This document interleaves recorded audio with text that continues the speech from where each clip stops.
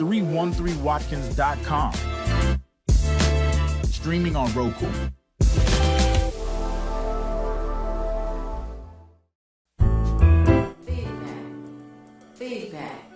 Feedback. Hi, this is Theo Broughton. And I am Thabiti Mpinda. Inviting you to join us each Monday at 9 a.m. for Feedback, A positive image production by Hood Research. Encourage others to tune in each Monday on Comcast Detroit, Roku, Amazon Fire TV, watch WHPR TV Network anywhere. And take us along with you. Feedback. If you enjoyed the music, the talk, and the vibe right here on WHPR, we need your support. Help us keep independent radio alive by sending a Cash App donation of whatever you can to $WHPR TV Radio. Every dollar makes a difference. That's $WHPR TV Radio. Support the station that supports you. All right, y'all. Welcome to another show. A Real Talker, Tula Gabon and Brother Pastor Frank Jackson. Got a little technical difficulties, but that's okay. You know, we got Magic Fingers, Mr. Tyler working it out. And we got Pastor Frank Jackson here by way of FaceTime so we can have the conversations today. Y'all know what I always say. You hear the sound of my voice, God has blessed you to see another day. Prayers go up, blessings come down. Let's say amen. Amen. Amen. Also, like to greet you in the tongue of Swahili, and that's a Barghani, and the response is Nzuri. Shouts out to Brother R.J. Walker's brother Henry Tyler for being the brainchild of this operation, known as 88.1 FM WHPR, a 107.5 FM WGPR HD3, R&B Hall of Fame, 2015 R&B Hall of Famers. Shout out to Miss Maxine and Miss Michelle as well, and everybody else that's affiliated with this radio family. Go ahead, Pastor. Go ahead and make the introduction. Good brother. I'm excited about talking today about today's topics. This is a topic that you guys have heard Tula and I talk about over and over again. Forgive me if my energy is a little down. I'm a little under the weather right now, but we're going to make this happen. And we're going to make this, not only make this happen, but we're going to make sure that you guys are informed of the facts. Well said. Well, I'm sorry to hear, Pastor, that you under the weather. I didn't know that. But, okay, so let's get right into it. Before we go to videos, you gotta give me a minute. Oh, okay. So, me and good brother Pastor, y'all know tomorrow's Michigan primary for United States Senate, Governor, Secretary of State, and everything else. Who's going to be the Democratic and Republican nominee? So we've been going back and forth concerning, in a productive way, because we just having a conversation concerning who's the better who will look more as who I feel may be a better candidate and who may have done more for African Americans particularly. And my statement has been and continue to be that Haley Stevens has done more for African Americans than Saeed, and her agenda is geared more towards African Americans in general. Now, the pastor did send me a video. Let me put all this out here, y'all, before he do a rebuttal. Now, he did send me a video of Saeed dancing to Petey Pablo. So, you know, I'm like, okay, where's your? It was more than just dancing, Tula. Okay, it was now more than just dancing. I'm sure he's gonna correct me, y'all. So I'm saying when it comes to the Michigan Senate race, right now is the most watched Senate race in the United States, and the reason being, they say that Michigan is a purple state, right? It's not red, it's not blue, it's purple, which means it can go either way. And what a lot of concern is that the DSS, Democratic Socialist Party, is going to take over the what we call moderate Democrats, or as they say, traditional Democratic movement. So I it's definitely watched.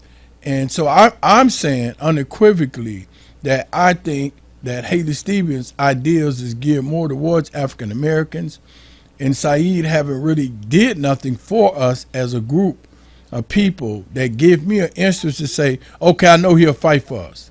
Go ahead, Pastor. So, first of all, for the record, I've already voted and I voted for Haley Stevens. I've always been a Haley Stevens supporter, but I don't believe in not telling the truth or not giving credit where credit's due.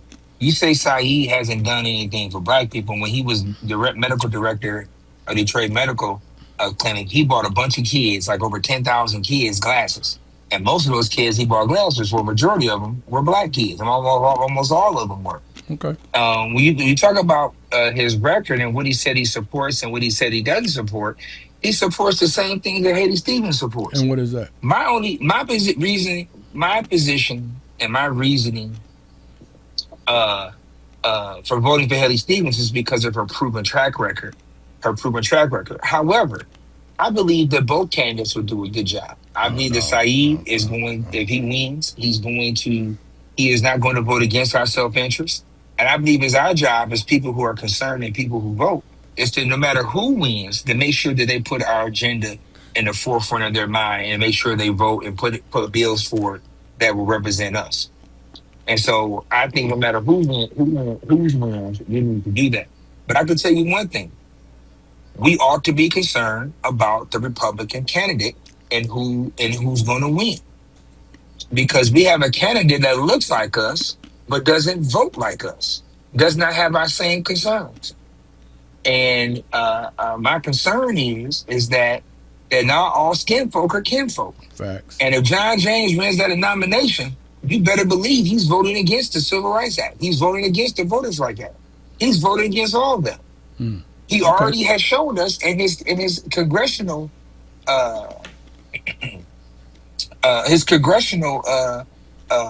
record that he does not vote like us. Now he's not running for Senate, but he's running for governor. But we still got to be concerned. Okay, so so when it comes to Saeed doing his job as involved in the Wayne County medical position, that was his job to do that. He didn't do nothing extraordinary. He didn't do nothing extraordinary. He did his job. Let's go there first. Secondly, now we find out that Saeed is one of the particular individuals who encouraged people when Donald Trump was running against Kamala Harris to vote uncommitted. He was one of the spearheads that told people to vote uncommitted instead of voting for Kamala Harris. Now, later on, he changed his mind and voted for Kamala, but the damage is already done. They said he did that after Gretchen Whitmer told him a vote for uncommitted, meaning a vote for Donald Trump. So I don't know when he had this hallelujah moment and say, well, yeah, I'm really going to fight for Black people. Well, you knew prior to that, when you told people to vote uncommitted, the damage that would be done to African-American community and America abroad. But you still, after being working for the Wayne County Medical Department, the head of the Wayne County Medical Department, wouldn't told people to vote uncommitted. So I don't, and Kamala Harris I think she lost Michigan, if I'm correct, by 10 to 20,000 votes. I think it was over 100,000 people in Michigan that voted uncommitted. I haven't forgotten that. Also, 2015, the Huffington Post, I think he called Barack Obama a failure. He called Michelle Obama uninspired, ineffective. Now, let's put a white face on that. Now, I want y'all to imagine if somebody white had said that about Barack Obama or Michelle Obama. We'd be having a fit. Everything he has said about a woman have either been a white woman or a Black woman. That's supposed to be dogmatic. Called Gretchen Whitmer bought and sold. Right? But he, like I said before, he ain't said nothing about the conservative white women that's on Megyn Kelly, none of them. He always attacked women that's in the Democratic ticket, or he feel that, I don't know. I don't know what he's thinking. But I do know this. He should have never did that uncommitted. We can't untake that back. So now you're telling the half truth there, and okay. Maybe you don't have all the information. Oh, well, go ahead, tell me. Okay. In February, okay, go ahead. In February of was it 2024? Okay. He did tell people to vote uncommitted in the Democratic primary. Okay. But once Vice President Harris became the Democratic nominee, he not only endorsed her and campaigned, he also campaigned for her. I said that. I said he did that. Yeah, but you didn't give context that he said vote uncommitted in Okay. the primary. Now, when you brought up the fact that Donald Trump won Michigan about 10,000 votes, I know we like to put blame on the Dearborn community because Absolutely. of And their Hamtramck. but what percentage did Detroit vote? Well, listen, I'm not disputing that. If you want to win Michigan, you have to win Detroit. Okay, I agree with you. That I'm Mayor not. Coleman Young proved that when he fell out with Governor Blanchard and allowed Governor Engler to become governor. He proved that if Detroit doesn't come out and vote, when Mayor Young wasn't enthusiastic about getting people out to vote, the Republicans won, which had not won a government race since the 70s, won because of that. So the fact of the matter is that there's also Detroit that didn't come out and vote. Detroit had low turnout in his last election. So we can't just blame Dearborn. We also got to blame Detroit. Hold on. Listen. But nobody. Okay, but let's be clear. Black people in the Democratic Party has always had an issue with the Democratic Party, and I'm saying particularly low propensity voters, the marginalized and poor and very poor. The middle class blacks has always somehow benefited from the Democratic Party. That's a fact, and they advocate for the Democratic Party. But nobody in the Democratic Party in Detroit had a blowhorn like Al Sayed and say vote uncommitted.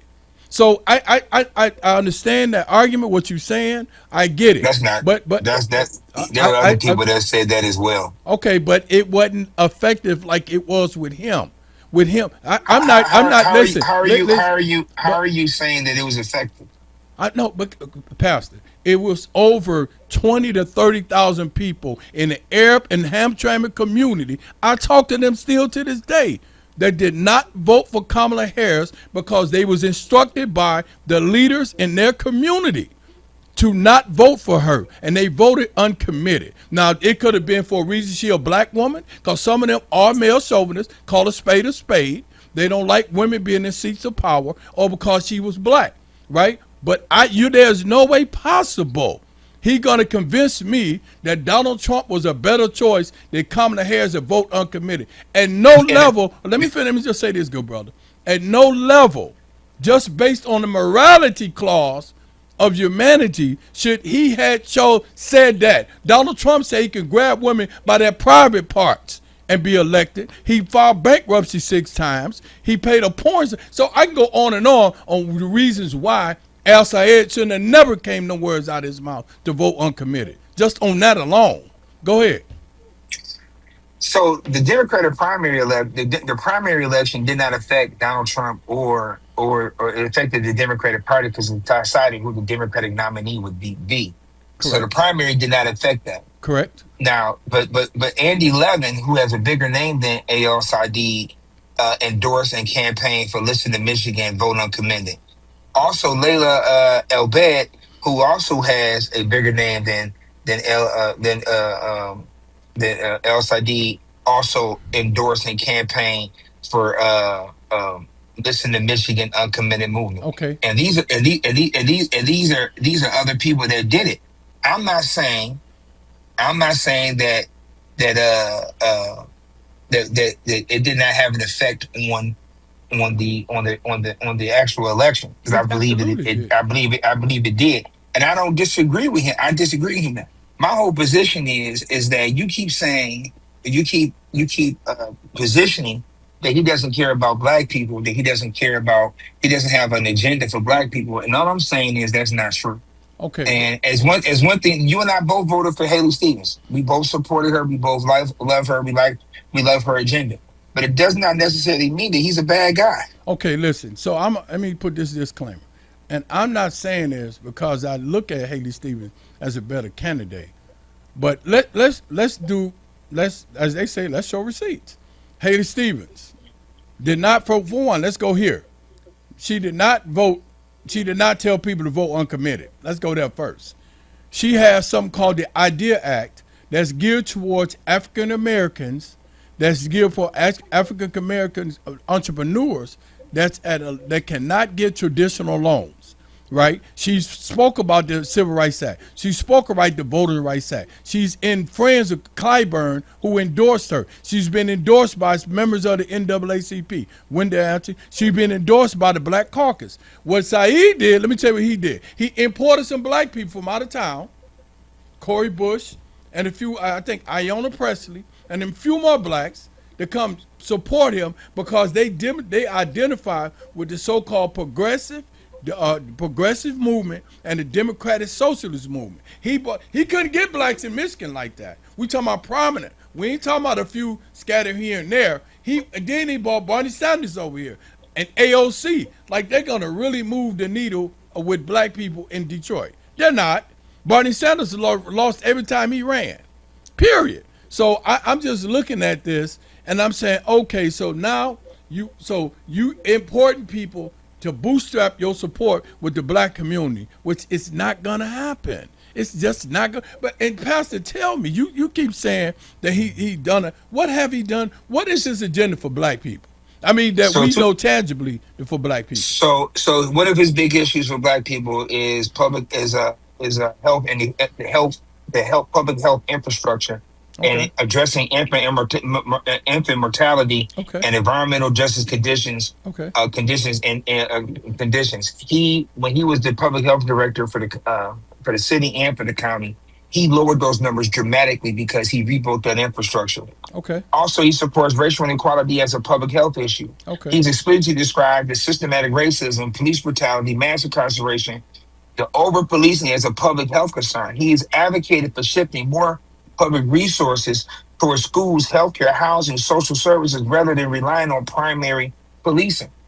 And so he's looked at healing the community holistic. What he reminds me of Mayor Brandon in Chicago and the way he's done that, invested in the community. And then his healthcare and economic policy. His Senate platform includes Medicaid for all, affordable housing, stronger public education, easier voting, civil rights protections, clean water, job and taxing billionaire wealth. These proposals are formally race neutral, but support or disproportionately benefit black communities by the existing disparities in health, wealth, housing, environmental exposure. And my last point, he's influential and likely in supporting these efforts even before he got into his position. So to say that he does not have a platform that helps out, that addresses black issues is just not true. Well, let me say this. Let me say this. It's the difference between talking and showing. Everything you named that he did, he was supposed to do. He was in the health department in Detroit. You were supposed to fight environmental health. You were supposed to focus in. So you haven't did nothing extraordinary to make me say, oh yeah. But let's talk about the black homelessness. He hasn't. What is his plans for that? Haley Stevens got a plan. What is his plan for that? See, people talk real good when they running for office. Now, when he's up there with the so-called the progressives, Barney Sanders, AOC, all them, he don't mention all this stuff you talking about. He don't mention none of this. And this is why a lot of black people have abandoned him and saying, hey, like Wendell Anthony said, which shouts out to Wendell Anthony and the NAACP for this statement. He said what he's going to worry more about the West Bank or the West Side. Right? Because this is real. Now, we can walk and chew bubblegum at the same time. You know I'm about to say that. We can walk and chew bubblegum, but you cannot continue to tell me that you worry more about taking money. He hasn't even released his taxes yet. You know why he know what Haley Stevens got done, Pastor? Because she released her taxes. He still, to this day, every time he be on the debate, I'm going to release my taxes. My taxes have been released. What are you hiding?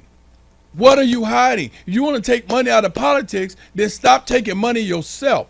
You came in as a millionaire. Haley Stevens didn't come out a millionaire. Let's have that conversation.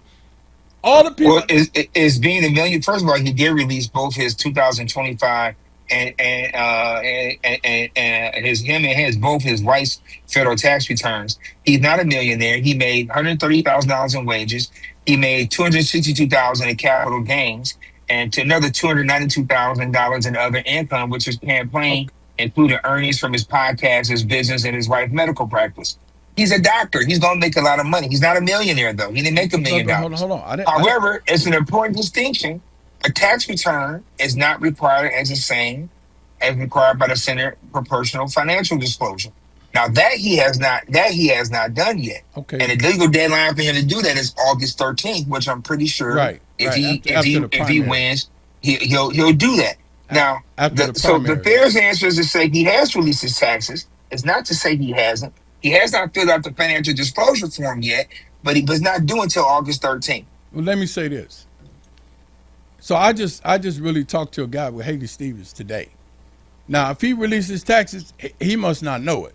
So I'm saying that up front. That's why I made that statement. So if he released them, I haven't heard nobody talk about it on the news. You know, this He did it in July 2000. He did it last month in July. Okay, because he told Haley Stevens on the debate show, on the debate, Fox 2 debate, July 27th or 26th, oh, I did release my taxes. She said, well, you must just have did that today. You know, well, I did, Well, but that's fine. Let's move on. him and his wife, who are both doctors, made combined $686,069 is what they made in 2025. And I never said he was a millionaire. I said Haley Stevens is not a millionaire. Haley Stevens come from a working class background. Haley Stevens, he didn't. Let's go even further. I was looking for this and he didn't show up. When they had the Avenue of Fashion had the best dressed suits in July. I'm sorry, June or July. I was there. You know who showed up? Mallory and Haley Stevens. Remember, Mallory was running. Both of them showed up. They just had the jazz on the Ave, on the island of fashion, Illinois. You should have seen how many African American was there. You know who showed up? Haley Stevens. Where was Saeed? So what this is, I mean, and I have to point this out, man. When somebody care about you, they show up for you. Again, let me say this again. When somebody care about you, they show up for your community. There is no way possible would a black man be running in Dearborn trying to get Dearborn votes, and he's not going to court the Middle Eastern people and show up at their events. That's not going to happen. And I just feel like people are falling asleep on that. They really think that he gonna go up there and say, yes, I'm gonna fight for reparations. I'm gonna fight for the civil rights. He's not even really talking about that. Now he might talk about it in sound bites and do a slick rap video talking about P.D. Pablo. We done been through all that. Did Pastor Wendell Anthony tell you that he came and spoke at the NAACP meeting? Who did? Did Pastor Wendell Anthony No, I didn't know. tell you that he spoke at the NAACP meeting? That Saeed did?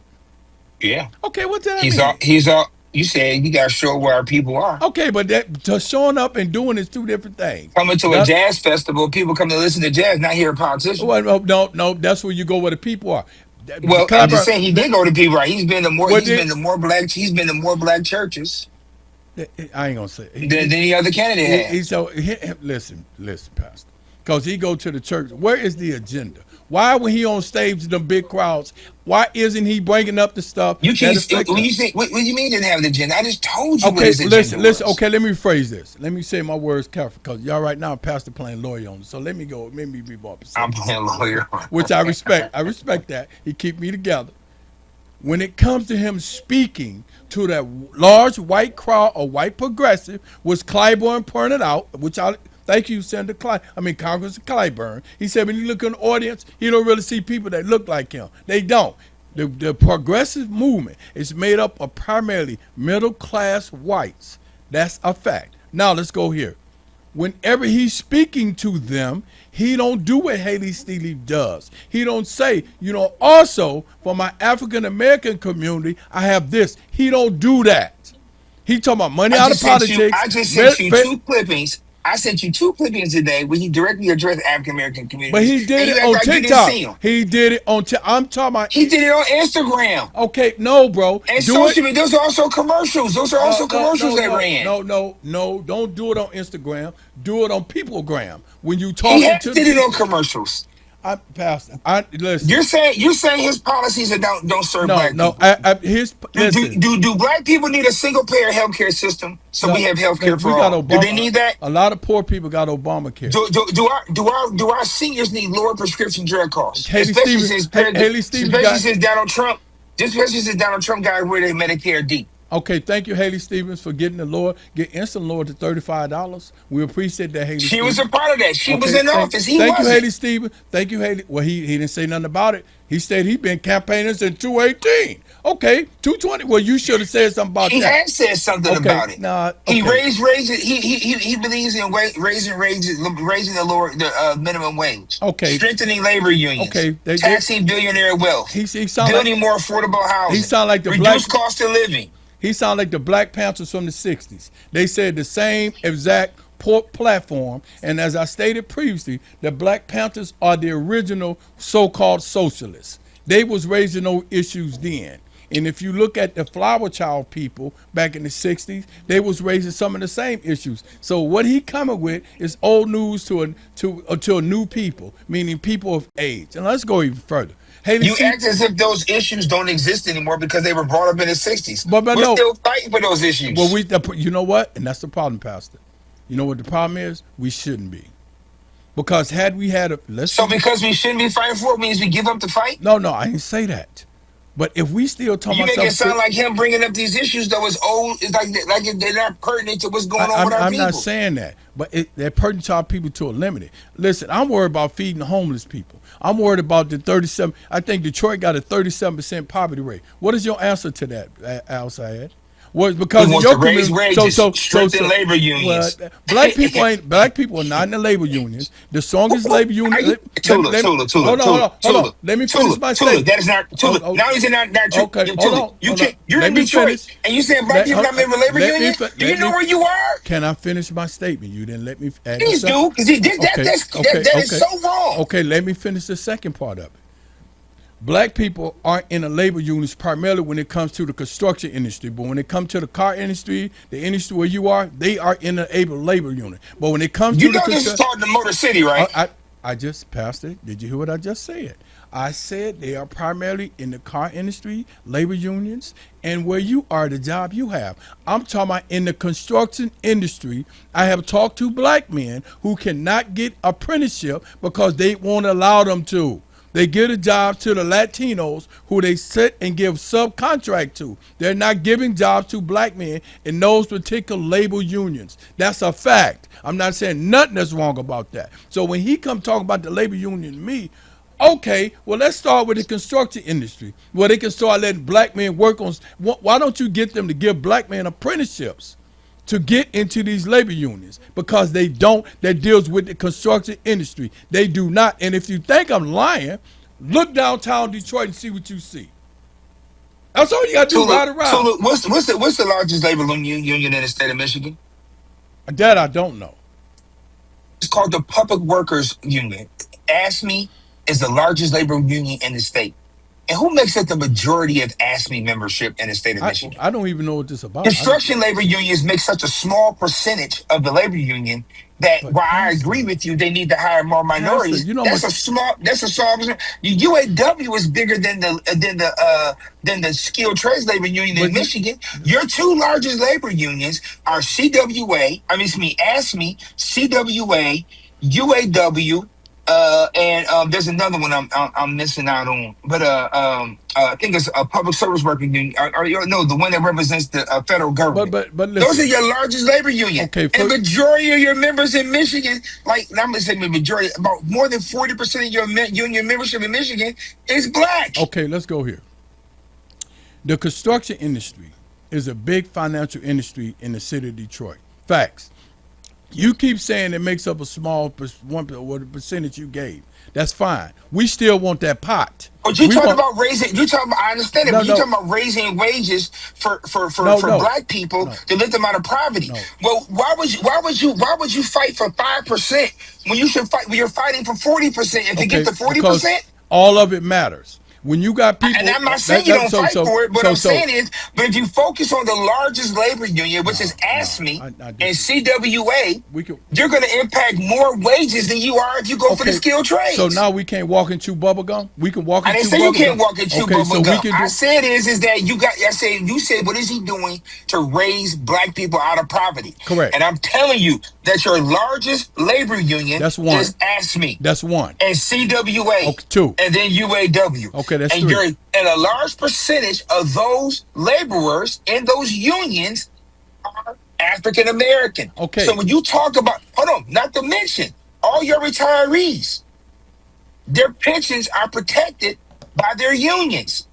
So Okay. even the ones that are Pass. inactive Pass. have pensions protected by Pass. unions. So you're again you're majoring in the minors. No, You want no, to put no, a no, minor no, in the no. major No. when a major is that if he raises those labor unions, No. then he raises the tide. There's nothing minor about the construction industry and the money they making. They make a lot of money, period. And African, there's no way possible. How You many gonna go, hold federal on, let me how many finish. Let federal me, hold on, contract hold on. buildings are being built in the city of Detroit right now? Listen. We know they laid Donald Trump laid over 300,000 black women off when it comes to federal jobs. I'm not talking about that. I'm keeping it where it's at. You're not going to go to Warren, get a contract, and have majority of black men out there working the construction sites and not focusing on hiring people from that community. They're not going to do that. Listen, so I'm saying this. There's a lot of money in the construction industry. Building is always going to be here. Repairs are always going to be here. Because you got the biggest unions, that's fine. Everybody don't want to do that work. So if we want to even Steven this, put black people in the construction industry getting apprenticeships, they're not doing that, Pastor. I have a problem with that. When you're building downtown Detroit, that's an 80% black population, but yet it doesn't reflect that in your hiring practices as far as jobs, that's a problem. Don't tell me I got to go get a job somewhere else because it's a small labor union. No. If I had a skill set and I have the interest in doing it, I should be doing that. Period. And they're not focusing in on that.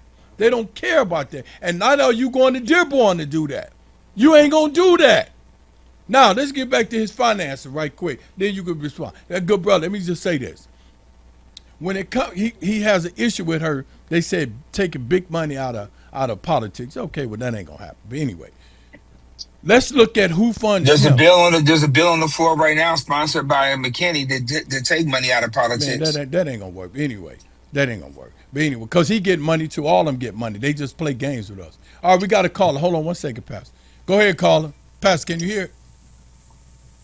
Hey, Tula. Hey, Pastor Frank, can you hear me? Pastor Frank, can you hear the caller? No, I can't.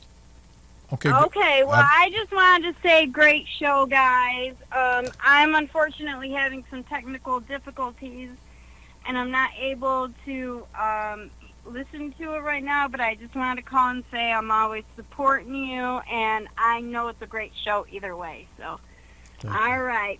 Have a great day. Nice to see you, Pastor Frank. All right. She said, Bye. Amanda said she having technical good difficulties, Pastor, but she said she likes seeing the show, and she supports us, and she said, great to see you as well, Pastor Frank. All right. Thank you, Amanda. So I'm saying this. So I go talk to the brothers and sisters in the Bangladesh community, Yemenis, all that. You know what they're doing with their community, even the party stores and gas stations. You know what they're doing with the money they getting? Guess who they backing? They backing Saeed. So let me be clear. Let me say this. So we go pay for them, and they go back their candidate with the stores that they got in our communities. Now, so when Haley Stevens get her finances or get money she get it from, that's a problem. Taking corporate money out of politics, where you got money constantly coming in. Because we paying into your pot by shopping at stores that support you. So imagine if Haley Stevens had that. Imagine that. They sticking together culture. They have told me that. They're going to back somebody that's look and act like them. They told me this. They told me that. Period. So I'm just saying, man. So miss me with she getting that money here, I'm getting my money there. Where are you getting your money from? Somebody giving you money. Now, if you want to take money out of politics, then nobody raised money to run. See how that works. You are mixing apples and oranges Well, together. that's it. Go ahead, Pastor. Apex is a large organization that supports candidates that support Israel, that support Israel platform. Okay. And I'm not against Apex. What I'm saying is that he's been consistent with his campaign, saying that he's not going to take corporate dollars. How you know? How you The know? mom and pop, because he has given out where his money has come from in his campaign finances. The mom and pop stores is not the same as corporate. Is not the same as corporate dollars or PAC money. It's not the same. And for us to sit there and try to act like it's the same is not being honest. It's being disingenuous. Well, I don't think. I think it makes sense. You know, to me, it makes sense. If you take it from money, you criticizing pastor who don't have your connection to the business community or your people giving money, but he getting money from somebody else that you don't like. You criticizing him, but you got 20 people from a store giving you money to make sure you stay afloat. I don't think that's disingenuous at all. To me, it makes sense. It makes sense to me. Does Apex have an agenda? All of them got an agenda, pastor. All of them Does do. Apex? Okay, I understand that, but does Apex sole primary existence is to push forth an agenda? I Does can't- Apex I do can't- anything else? But those 20 people you talked about, Pastor, they have an agenda too. But their main agenda, Is their what? main focus is to run their store. No, They're not running their store. They're not running their store to support Saeed. They're running their store to support their family. Yeah, but There's a huge difference. They support. Apex sole existence is to put people in office that are going to support the state of Israel. Okay. So whenever There's a huge difference there. Let me finish. You asked me a question. Let me say when I talk to them. They got to call Miss Taylor, or we got to call the man, I got to figure out how to get him on there. Go ahead, caller. What's up, gentlemen? This is Sly, Pastor Frank. Go ahead, Sly. Hey, look, sometimes it ain't no fun when the rabbit got the gun. He said sometimes ain't fun when the rabbit got the gun. Go ahead. Because especially with the Republican Party, when they get to complaining about Haley Stevens and where she's getting money from, Right. they need to keep their mouths closed. Okay, and if you think that you're going to be able to stop corporations from financing candidates or these organizations from financing candidates, think again, and you thank the Republicans for that. I gave y'all a homework assignment over a month ago. Look up the Powell memo. When Lewis Francis Powell wrote that 8-page memo in 1971, 8 days after Richard Milhouse Nixon took the United States off the gold standard, he came up with a recipe, basically, on how to give organizations, corporations, power. Okay.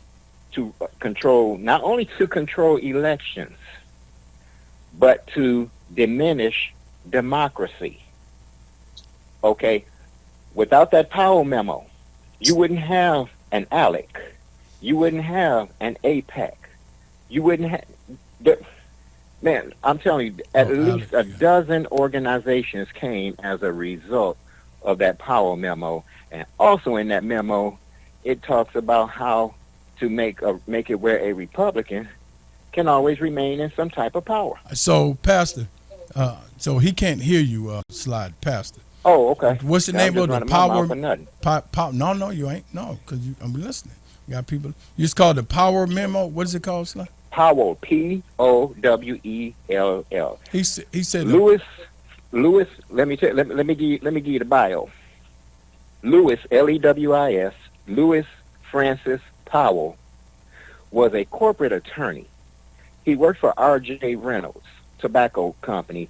He was the one that was going around saying cigarette smoking does not cause cancer. Okay. Richard Nixon, in November of 1971, nominated Lewis Powell to the Supreme Court. And in January 1972, he was confirmed. And he remained on the Supreme Court until 1976. 1978. Okay, so you got you have to look up that you have to look up that memo. Okay. And it was actually something else. As a matter of fact, that Powell memo is what spawned the Heritage Foundation, Okay. which brought us Project 2025 in 1973. Okay. I'll let the pastor know. He said we got to look up something called the Okay, the Powell memo, Pastor. Powell memo. Yeah, the Powell And memo also, is a campaign strategy where the Democratic Power memo is called. It's an internal political strategy memo is used by campaigns and advocacy groups. Basically, they interview politicians and give them a scorecard and circulate it amongst Michigan electors. That's what it is. When I That's was false. in the UAW CCAP, we constantly looked at referred to the Power memo. You also got the Black Slate. That's another memo out there that gives voters a scorecard on who to support and who to support and what's going on with them. Oh, okay. Tula. Yes, sir. Yes, sir. Let him know that he's talking about the wrong memo. He might be saying power. Okay. This is Powell. Powell. He said you talk about the wrong memo, Pastor. He's talking about Powell, Powell. Oh, POW, not power. Right. And I don't know about the POW. Right. He was saying that Powell was a lawyer for, I think he said R.J. Reynolds. R.J. Reynolds, and that he later became a Supreme Court justice, and from 1972 to 1978. But what he did was create a platform so people can do what they're doing now, creating a spun-off organization like the Heritage Foundation, APAC. Different Alex. Alex is another powerful organization. How do you spell it? Powell, P-O-W-E-L-L. Powell. Powell. Tell him it is an 8-page document that was drafted August 1971. It's an 8-page document that was drafted August of 1971, giving us a format how they can get lobbyists in and stuff to get a lobbyist in and get the organization started to support the lobbyists. Would I be correct, Sly? How corporations Okay, go ahead. how corporations pretty much have First Amendment rights and can finance candidates. Okay, how corporations had a First Amendment right to finance candidates. That's what he was saying. So that's something. I'm totally against that. I think Citizens, yes, because the Citizens United. I think Citizens United needs to be reversed. Well, they ain't finna do that. Thanks. That was a Supreme Court decision also, and you have to thank the Powell memo for that as well. He said that was Go ahead. Let me say, he said that was a Supreme Court decision also, and we have to thank. Yeah, I know. We have to thank the Powell memo for that as well. And go ahead. Yeah, I know. I think Citizens United needs to be reversed. I think that's horrible. Well, thank you. Corporations are not people. Corporations are not people. They should not have a voice. Well, thank you. Thank you, Uncommitted, for putting Trump in there. But go ahead, Pastor. And that was that Citizens United was only to go and spite what we did by putting Obama in office. He said. But go ahead. He said the Citizens United was done to spite us for putting Obama in office. You know. I agree wholeheartedly with that. Yeah, back. And they put corporate money in there so they can make it hard for him to win, but he won again anyway. All right, Sly. Okay, now in closing, yes, sir. When he was talking about the largest unions in Michigan, he left out SEIU, Service Employee International Union. Hold on. He said when you was talking about the largest union in Michigan, you left in SEIU, Service Employee. Yes, that's what I was trying to think of. SEIU. ASME and SEIU are the largest unions in the state of Michigan, and black people have a major stakeholder in both those unions. Thank you, Sly. SEIU and ASME. Thank you, Sly. Look at it. Holler at me later, Tula. Okay, I'll make sure I call you, good brother. All right. Yes, sir. All right, that was a little education. I appreciate when people call in, but still, thank you, Uncommitted. Thank you, Uncommitted, for voting for Donald Trump, for 2024. Uncommitted in the primary, Tula, okay, not the general election, the primary. The uncommitted did not vote in the general. They listen again. Oh, hold on, good brother. Let's straighten the record out. Detroit didn't show up to vote. Okay, you know the percentage that Detroit showed up to vote? Okay. Sometimes we have a low voter turnout. Let's talk about the uncommitted. That's no excuse. Listen. Over 30,000 people in the Middle East and I'm gonna call a spade, did not vote for Kamala Harris. 30,000. She could have got them votes. Why they didn't vote for her? Why would you vote for a man who said he can grab a woman by her private parts? I don't understand that. Most of them wouldn't even associate with it. Why would you vote for a man that filed bankruptcy 6 times? Help me understand that. Why would you vote for a man that paid out of 524,000 registered voters in the city of Detroit? I understand that, Pastor. Less than 250,000 showed up to vote. I know that. 49%. Less than 250,000. Again, 47% voted. So don't tell me about Dearborn's 30,000 when you got 250 plus thousand in Detroit that didn't make it to the polls. Okay. As if their civil rights went on the line. Okay. As if their voter rights went on the line. Last time I checked, the Civil Rights Act and the Voters' Rights Act wasn't written for people from the Middle East. It was written for African Americans. Okay. The 13th, 14th, 15th Amendment wasn't made for Middle Easterns. It was made for African Americans. So don't tell me about the 30,000 Dearborn folks that didn't vote when you got 250 plus thousand Detroiters that did not vote. Agreed. But none of them was in. If we don't show up to vote for ourselves, then who in the hell is supposed to show up and vote for us? The ones that not supposed to vote uncommitted. They put somebody on there that don't look like us and asking me to vote for him when he was a spearhead behind the uncommitted. Are you for real? Now you want to come break bread. You want to jump out, Saeed? No, I'm not doing that. I said, but correction starts at home. Correction starts at the home. Hold on, we got to call it. We got to call it, Pastor. Hold on, we got to pass. Call it. Go ahead, caller. Hey, I meant to throw this in. Let's not forget Rashida Tlaib, who was talking about voting uncommitted as well as if or either vote uncommitted or for Jill Stein. Okay. And remember, Jill Stein, the GOP was paying for her campaign advertisements in 4 states. Michigan is one of them. Okay. Thank you, Sly. So he said, don't forget Rashida Tlaib, who told people to either vote for uncommitted or vote for Jill Stein. And the GOP was paying for Jill Stein campaign in 4 different states, including Michigan. She did do that in the primary. Okay, but it's still forced into. She did do that in the primary. It did sip. Listen, in the primary, Kamala Harris didn't even have a primary, Pastor. When she became the Democratic nominee, she voted. Done. The damage no, they still had time. They still had time to vote in November.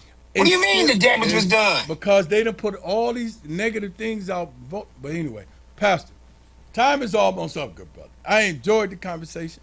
We got 5 more minutes. So I'm saying this, good brother. I'm not saying that and I agree with you on this, and we talk about this.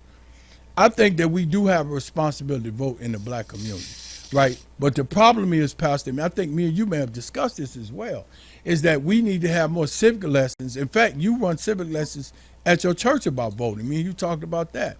We need to talk more into the average African American that's a low propensity voter, meaning the marginalized poor and very poor. That include homeless. I done said something about that, Pastor, about homeless people voting, good brother. We need to have an agenda set to do that. So I agree with you, man, that we have to accept responsibility for our own community. But we don't need no help by people telling people not to vote for somebody and vote for somebody else that they know is going to be a cesspool of racism for African Americans. I have a problem with that. Donald Trump and the Trump administration, let me say it that way, and respectfully I say this, have targeted African Americans in the Smithsonian, what they call the Black Smithsonian. They have agreed to resurrect Confederate statues, and we have faced the most backlash when it comes to racial policies. So if my thing is, if you knew this prior to that, why would you tell anybody, even at a primary, to vote uncommitted against anybody that's on the Democratic ticket? That's my issue, Pastor. Period. And just looking at the moral character of it, You know, to me, you know, come on now. That's all I'm saying. That fair is Well, we know fair. why they said they voted uncommitted. They voted uncommitted because Talib Rashid, who's the only Palestinian congressional member of Congress, saw that her homeland, her family's homeland, was getting bombed and blew up, and nobody said anything. Well, that's not true. Nobody said anything. Hold That on, is so Pastor. true. Hold on, That Pastor. is so true. Hold on, Pastor. People, hold on. Now, again, like you be saying to me, Democrats were speaking out against that. That's they were. A lot of them was. A lot of Democrats were, and black people were too. I even did a show on that. So no, we were speaking out on that. She just got the biggest blowhorn to do it, and they got mad. And I personally don't think that. Well, I'll keep that to myself. But I just think that they had a problem with Kamala Harris, and I still, to this day, don't understand why. Only thing I could think of Because she was part of an administration who allowed and didn't tell Israel to find a better way to do more Okay, targeted bombing. so why would he want to be a part of that administration then? Why you want to be a part of the Democratic ticket if now you had a problem with him then, but you don't have a problem with him now, and you run it on the same ticket you said you had a problem with? So I think they had a problem with her, and I'm gonna call it First spade of a all, spade. the Democratic Party was the What happened? progressive, Democratic progressives and socialists that had different attitudes on that. Listen, I'm not saying I agree with them. I said I understand why they did it. Now, me personally, I'm a pro-Israel person. Now, that I still don't think Israel should have been bombing indiscriminately the whole And we freaking both Gaza agree Strip on that. We and the both West agree Bank. on that. We listen. So I understand why they did it. That wasn't my homeland that was getting bombed either. Rashid Tlaib is Palestinian. I can't even imagine what she was going through. They've been doing a whole lot of stuff in our homeland. And she had to sit there in Congress while they voted on money to support Israel bombing her homeland. That was a hard thing to do for her. Oh, well, okay. I understand, but still, you shouldn't have said vote against Kamala Harris. They ain't got nothing to do with it. Listen, I understand you don't like their response. I get that, and I don't like their response either. But I'm not going to sit there and disparage their record or disparage their position on policies when just because I disagree and I didn't vote for them. Well, the only reason I'm saying that, Pastor, just follow me why I'm saying this. Because we end up with a White House like we got now, which they've told you, if they're telling you that the hurricane is going to tear your house up, why would you not leave the land? Then when they tear it up, you say, oh, I should have moved. No, they told you with the history of the Trump administration, with the people who's putting in power, that if you do this, this is what's going to happen, particularly Project 2025. And they did it and advocated for it anyway, knowing the storm was coming. So now the chickens have come on the roost. You want black people to rise up and say, okay, yeah, we forget that you voted uncommitted and gave us one of the worst people. We got to call you this time. We got to call. Go ahead, caller. Good afternoon. Yes, ma'am. I enjoy your show. Thank you. What does your T-shirt say? Okay. And thank you for taking my call. Okay. Pastor, she has to see my T-shirt. Pastor, don't say nothing either. Man. Don't say it. I can't believe this. The Abominator. Yeah, of course Tula got a nice T-shirt. The rest of us don't. Mr. Tyler don't have a nice T-shirt. Frank don't have a nice T-shirt. I know he's going. Tula got on a nice T-shirt. Man, come on, I knew. Pastor, I got Mr. Tyler, did you get a nice T-shirt? I told you I got another shirt for you. Mr. Tyler didn't get one either. I told you I got another shirt for you, good brother. I told you that. When I see you, I got. Well, listen, y'all. How much time we got left, Miss Tyler? We got 2 minutes. Pastor, you know, as always, man, I want people to know that me and Pastor, I love this brother, man. He's a great brother. And I really enjoy having these kind of conversations with him because we got to understand the black community is not a monotheistic community, meaning we all don't just think one way. We can have great conversations, don't mean that we. So I like having these conversations with him because you really spark the energy and thought in my head of, you know, we all, we may think different, but we still same people. You know, and I think that's what we missed the mark at. Sometimes we now if you Officer Tatum, that's a whole different thing. You know, that's a whole different thing. But go ahead, Pastor. Go ahead, good brother.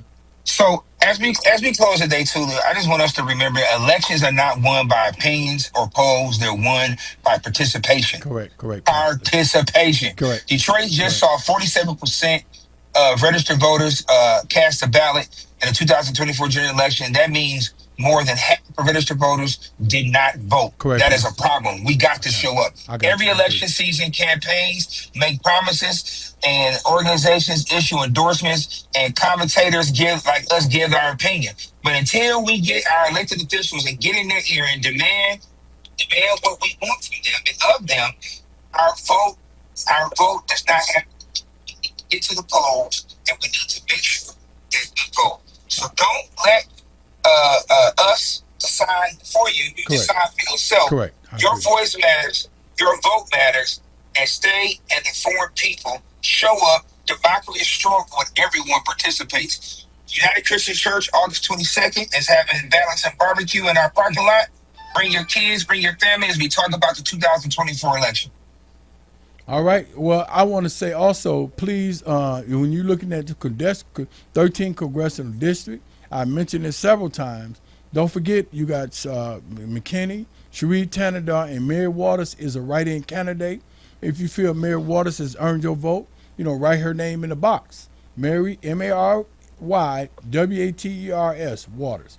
Please, everybody, participate in the democratic system of voting. As the pastor said, tomorrow's April, what is it? August 4th.